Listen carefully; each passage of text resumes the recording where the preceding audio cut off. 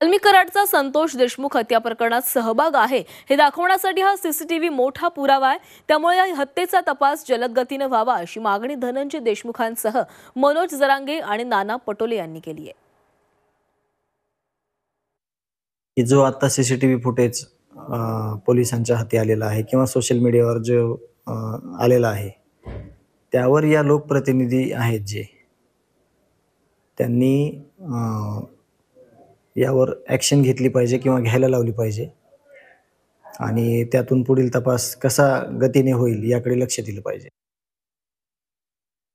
की हे ज्यावेळेस कट शिजत होते ते फुटेजच बाहेर आले, ही खूप चांगली गोष्ट झाली। आता मात्र कोणाला सोडता येणार नाही।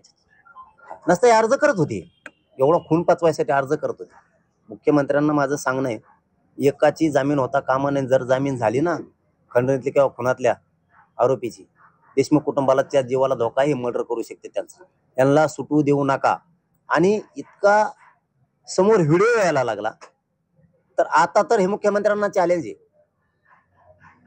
की आम्ही सामूहिक कट शिजला, खून पण केला आणि खंडाने पण मागितल्या तरी आमचं कोणी वाकडं करू शकत नाही, हे चॅलेंज आहे।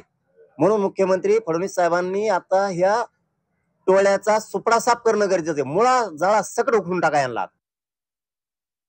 सरकार वाचवण्यासाठी फडणवीस सरकार ज्या पद्धतीनं संतोष देशमुखाच्या मारेकऱ्यांना वाचवण्याचा जो प्रयत्न करतोय, मंत्रिमंडळामध्ये पण काही मंत्री त्याच्यामध्ये सहभागी आहेत, अशा पद्धतीचं चित्र असताना मंत्री समजा त्याच्यामध्ये सहभागी असतील तर या मंत्रिमंडळाच्या पूर्ण मानसिकतेच्या बद्दलची भूमिका महाराष्ट्राच्या जनतेला कळते। जनतेचा खून करवणं, त्याला त्यांच्या विरोधात आवाज करणाऱ्या लोकांना जीवे मारून टाकणं, या पद्धतीचं कृत्य या मंत्रिमंडळात बसलेल्या लोकांच्या माध्यमातून होत असेल ते हे महाराष्ट्राचं दुर्भाग्य आहे।